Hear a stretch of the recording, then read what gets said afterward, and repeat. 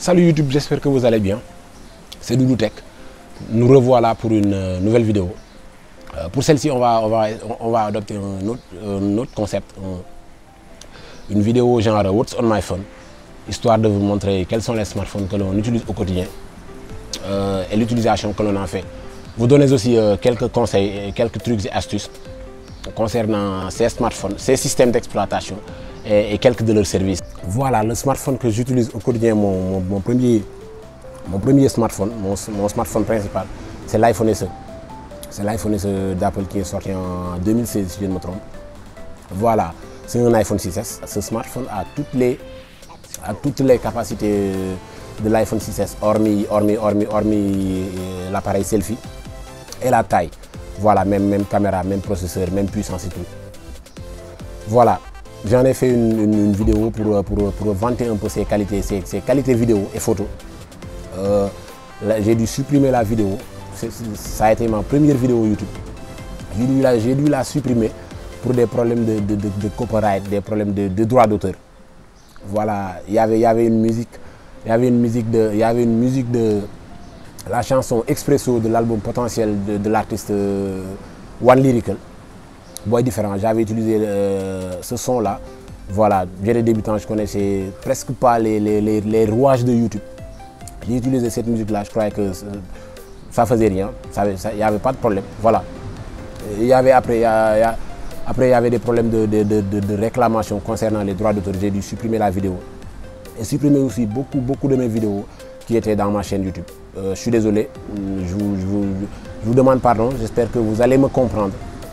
Voilà, c'est des problèmes de droits d'auteur, on ne veut frustrer personne, on ne veut pas abuser de la capacité intellectuelle ou artistique d'autrui. Voilà, raison pour laquelle on a dû supprimer certaines vidéos pour éviter les problèmes de droits d'auteur. Aux nouveaux abonnés, on vous dit bienvenue. Aux anciens, on vous dit merci. Aux nouveaux abonnés ici aussi.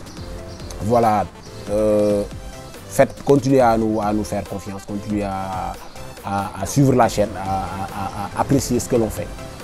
Voilà, bref, c'est l'iPhone SE qui est mon smartphone principal, qui me sert pour beaucoup de choses. Ma carte SIM principale est dans cet iPhone là. Je réponds des appels là-bas, je transmets beaucoup d'appels là-bas. Je fais du surf sur les réseaux sociaux, beaucoup de surf même. Je gère ma chaîne YouTube en partie avec ce smartphone là.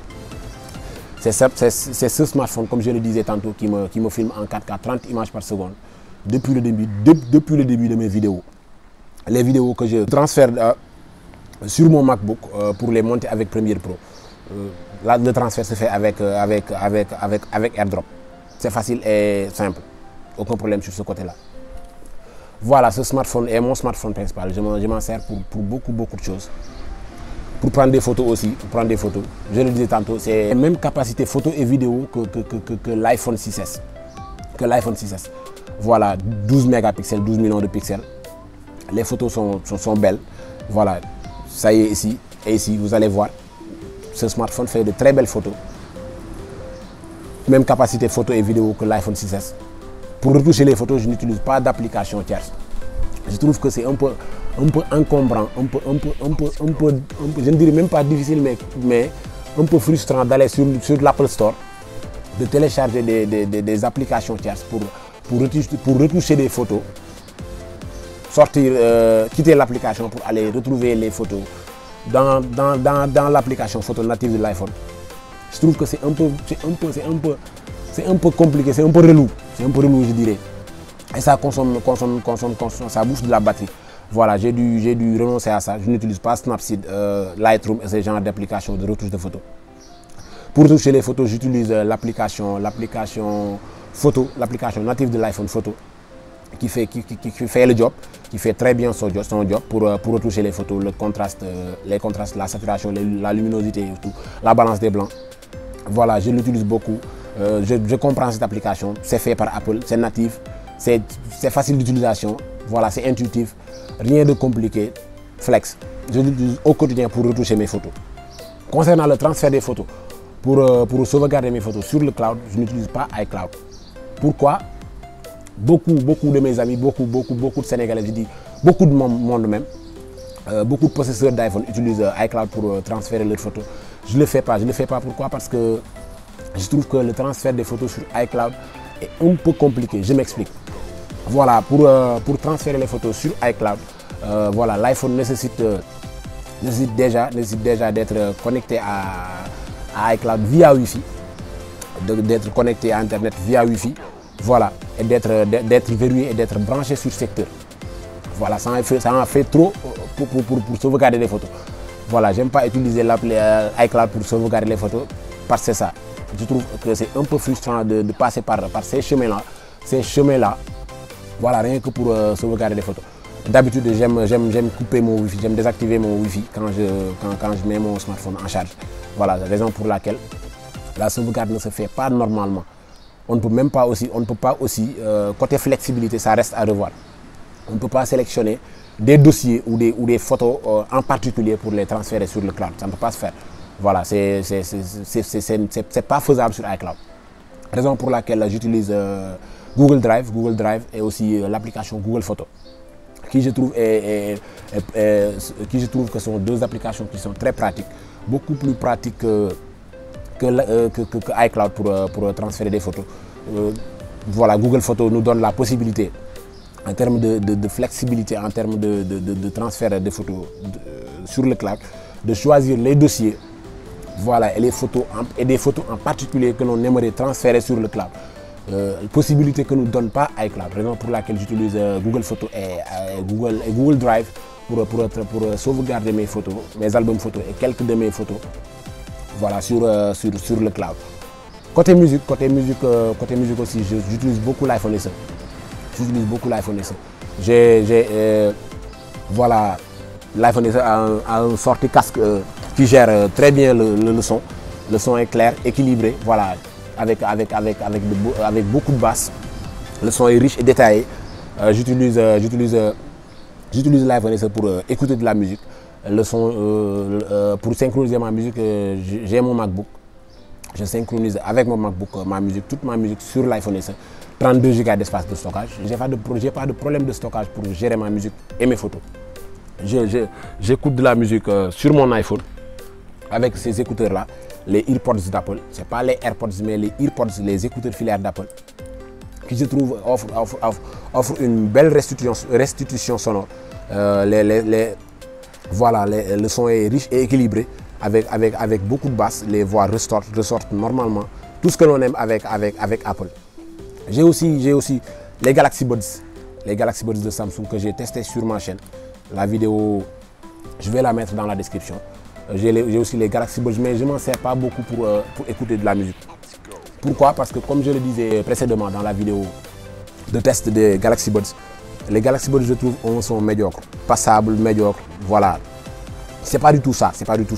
Le son n'est pas riche, les voix ne ressortent pas normalement, les instruments ne s'entendent pas normalement. Voilà, les beats et tout ça. Voilà, il n'y a pas assez de basse, il n'y a même pas de basse, je dirais. Voilà, j'ai dû renoncer à écouter de la musique avec les Galaxy Buds pour passer en filaire avec les EarPods d'Apple. Côté second téléphone, mon second smartphone, c'est le Nokia 2.2 que j'ai acheté sur Jumia. Je l'ai acheté sur Jumia à un prix exceptionnel de 35 000. Voilà.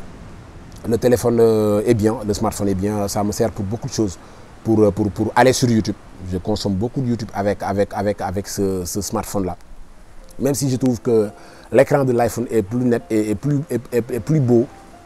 Voilà, mais j'aime utiliser l'iPhone, le Nokia 2.2 pour aller sur YouTube. L'écran est plus grand, 5,2 pouces contre, je crois, 4 pouces pour l'iPhone SE, 5,2 pouces pour le Nokia 2.2. Voilà. L'écran du Nokia 2.2 est plus grand pour regarder des vidéos sur YouTube, pour consommer du contenu. Je regarde beaucoup de vidéos YouTube. Les youtubeurs français, Brandon Le Proctor, Léo Duff, voilà, Quentin, Steven, JB de la chaîne The Eye Collection, MKBHD, Marcus Brownlee, l'américain, le GOAT. Voilà, je trouve qu'il réalise de très belles vidéos. Il y a aussi, comme je le disais tantôt, Brandon Le Proctor, qui a un très bon flow et de très belles prises, de très belles vidéos YouTube, avec des pack shots, voilà, de rêve. Il y a aussi Jérôme de la chaîne Nowtech et Thomas Sico de la chaîne Nightech. Voilà, l'étoile montante du YouTube Game français. Je regarde beaucoup de vidéos YouTube. Je consomme beaucoup de contenu sur cet écran qui n'est juste que HD+, mais qui fait le job sur ce côté-là. Voilà, pour les réseaux sociaux. Pour les réseaux sociaux, il y a mon compte Twitter et mon compte Instagram. Instagram qui sont affiliés à l'iPhone SE et au Nokia 2.2, tous les deux comptes. Et voilà, je fais aussi beaucoup de surf sur les réseaux sociaux. Surtout Twitter, nous sommes très actifs sur Twitter. Sur ce côté-ci, j'utilise aussi l'iPhone SE pour aller sur Twitter, faire des publications et tout, discuter avec les abonnés. Mais la plupart du temps, j'utilise le Nokia 2.2.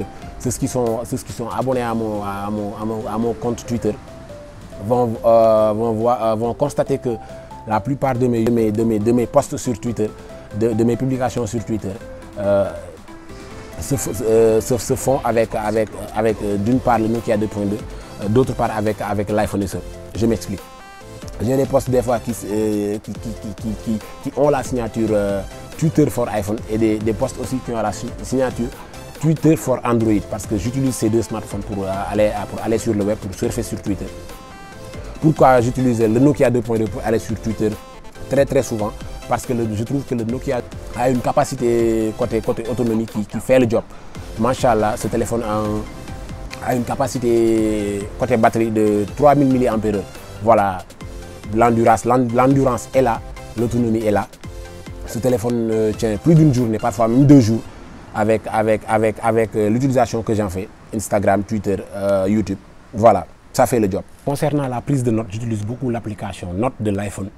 Voilà, que je trouve que est beaucoup plus simple d'utilisation, beaucoup plus efficace. La saisie est rapide. Voilà, le clavier est beau, tout est bien fait. C'est du Apple, vous connaissez la chanson. Voilà. J'utilise aussi iCloud pour synchroniser les notes de mon iPhone, avec mon MacBook. Je peux commencer à écrire une note avec l'iPhone et la terminer avec mon MacBook. Elle a commencé avec mon MacBook et la terminer avec mon iPhone. C'est du Apple, c'est top.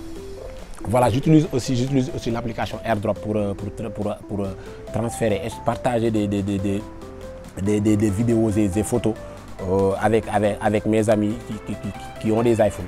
Voilà, c'est beaucoup plus simple et efficace.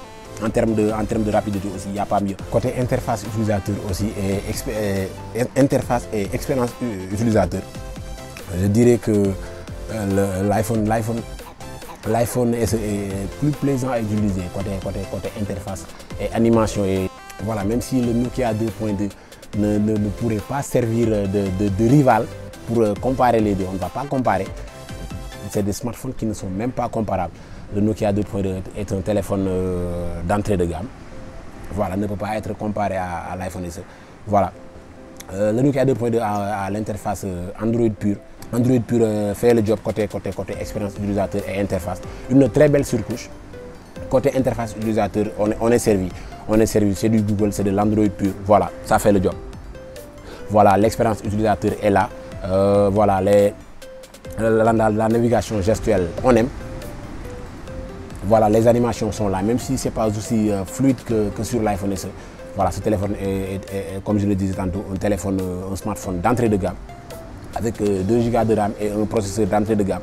Voilà, on ne peut pas lui en demander beaucoup. On ne peut pas beaucoup lui demander côté puissance et fluidité. En termes d'animation, voilà, et de gestuelle, c'est pas aussi fluide que sur l'iPhone SE. On peut comprendre, c'est un téléphone d'entrée de gamme. L'iPhone SE est plus plaisant à utiliser. Voilà, iOS fait le job, les animations sont là. Voilà, la navigation est fluide, les animations sont là, tout est bien fait, tout est à sa place. Voilà, le mode sombre est là, ça fait le job, c'est très plaisant à utiliser, on aime. Les applications tierces suivent aussi la tendance. Voilà, on aime utiliser le mode sombre, on aime iOS. Il y a une pandémie qui fait rage dans le monde, On va profiter de cette fenêtre pour vous inciter à rester chez vous. Voilà, à rester chez vous, à éviter toutes sortes de rassemblements et contacts pour ne pas attraper ce virus. Je vous le souhaite pas. Voilà, je le souhaite à personne. Voilà, évitez de sortir, restez chez vous. éviter tout contact et respecter les mesures sanitaires pour endiguer ce virus. Voilà, on arrive à la fin de cette vidéo. On espère que vous allez aimer. Vous aurez remarqué aussi qu'il y a un petit son que vous entendez en bruit de fond. Voilà, c'est la mer. Voilà, j'ai en quelque sorte aménagé ce petit coin pour en faire mon studio. Voilà, je suis à côté de la plage. Je suis à Ngaparou en ce moment. Je suis à côté de la plage. Vous entendez le bruit de la mer, je vais vous montrer. Voilà, ça y est là. La mer est là. Voilà, il y a de très belles vagues. La plage est belle. Voilà, la nature. Appréciez en quelques instants. Bref, les gars, continuez de vous abonner à la chaîne. Abonnez-vous s'il vous plaît, ça fait plaisir. Mettez de gros pouces bleus. Partagez les vidéos autour de vous. Dites-nous aussi dans les commentaires quels sont les smartphones et services que vous utilisez au quotidien et l'utilisation que vous en faites. On est ensemble, Niofar, Dundu.